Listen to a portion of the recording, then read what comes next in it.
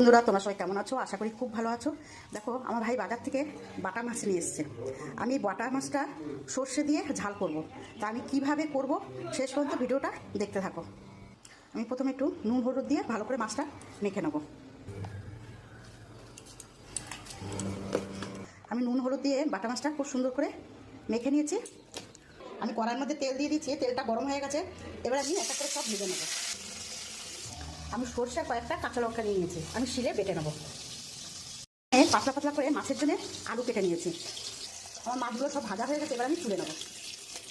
আমার মাছগুলো সব ভেজে নিয়েছি। আমি ওই মাছ ভাজার তেলের মধ্যে একটু কালো জিরে দিয়ে দেবো। আমি যে মাছের জন্য আলুগুলো কেটে রেখেছি, আমি একটু লাল লাল করে ভেজে নেবো। একটু আলুগুলো লাল লাল করে ভেজে নেবো। আমার সর্ষেটা বাটা হয়ে গেছে, এবার আমি তুলে নেবো। আমি যে সর্ষেটা বেটেছি, আমি এটা এবার দিয়ে দেবো।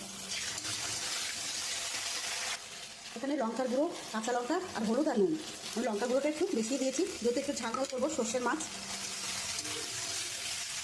আমি এই জলটা দিয়ে দেবো। শিল দিয়ে বেটেছিলাম, শিলের মধ্যে যে জলটা মশলাটা কাশিয়ে নিয়েছি ওইটা দিয়ে দিলাম।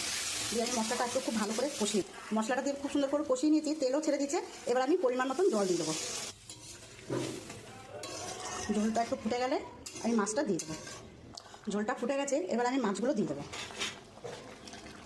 আমি সব মাছগুলো দিয়ে দিয়েছি। একটু মশলার সাথে একটু মিশিয়ে নেবো ভালো করে।